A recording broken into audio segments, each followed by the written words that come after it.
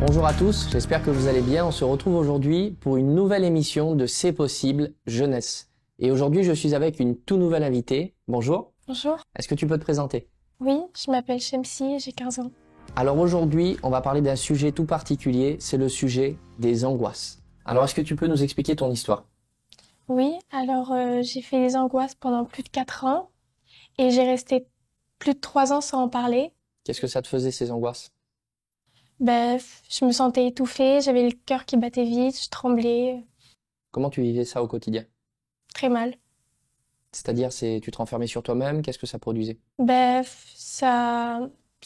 j'avais pas confiance en moi et on va dire ça a empiré un peu le truc, donc je me renfermais beaucoup sur moi-même.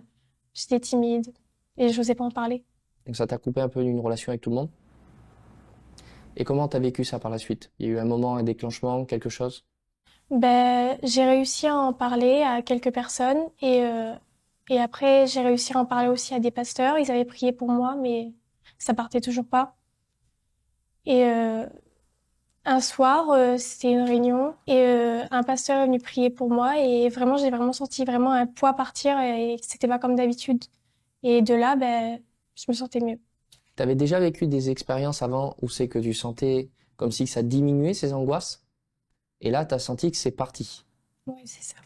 Et après que c'est parti, qu'est-ce qui s'est passé? En fait, c'est comme si que je respirais mieux. Je me sentais respirer, quoi. Et t'as commencé à faire des choses que tu faisais pas avant, peut-être à t'ouvrir, parler avec les gens, Après, j'ai commencé à travailler sur moi-même pour la timidité.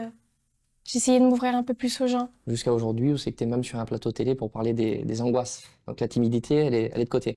Et est-ce que il y a des moments où c'est revenu? Oui, de temps en temps, ça revient, mais maintenant, j'ai appris à gérer ça tout seul et je prie et ça s'en va. Donc ça vient sur toi, et toi quand tu pries, ça part. Oui, c'est ça. Donc aujourd'hui, t'es vraiment libre des angoisses. Oui. Est-ce que t'as un conseil à donner à une personne qui passerait par la même situation que toi? Moi, le conseil que je donnerais, c'est si ça arrive, faut en parler le plus vite possible parce que sinon, ça peut empirer et de prier, tout simplement.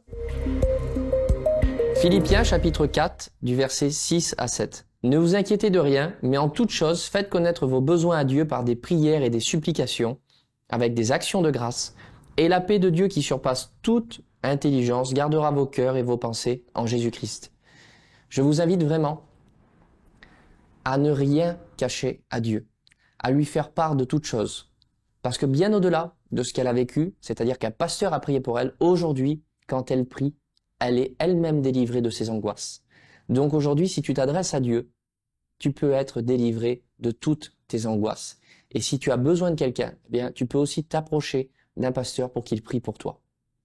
J'espère que cette émission vous a béni et on se retrouve très bientôt pour un nouveau C'est possible jeunesse.